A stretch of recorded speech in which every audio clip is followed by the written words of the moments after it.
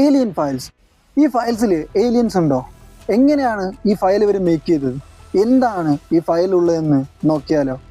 121 ഫയൽസും 120 PDF-ഉം 14 ഫോട്ടോസും 28 വീഡിയോസാണ് റിലീസ് ചെയ്തത്. നിങ്ങൾ ഈ വെബ്സൈറ്റിൽ പോയി കഴിഞ്ഞാൽ നിങ്ങൾക്ക് അതിലുള്ള ഫയൽസൊക്കെ കാണാൻ പറ്റും. എങ്ങനെയാണ് ഇവർ ഫയൽ മേക്ക് ചെയ്തത്?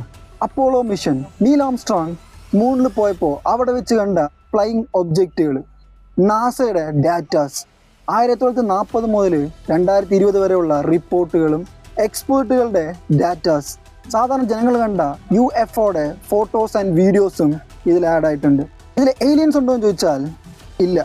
വേറെ എന്താണ് ഈ ഫയൽസിലുള്ളതെന്ന് വെച്ചാൽ UFO, അൺഐഡൻറ്റിഫൈഡ് ഫ്ലൈയിങ് ഒബ്ജക്റ്റുകൾ, തിരിച്ചറിയാൻ കഴിയാത്ത പറക്കും തളിക, പറക്കും തട്ടെന്നും പറയാം.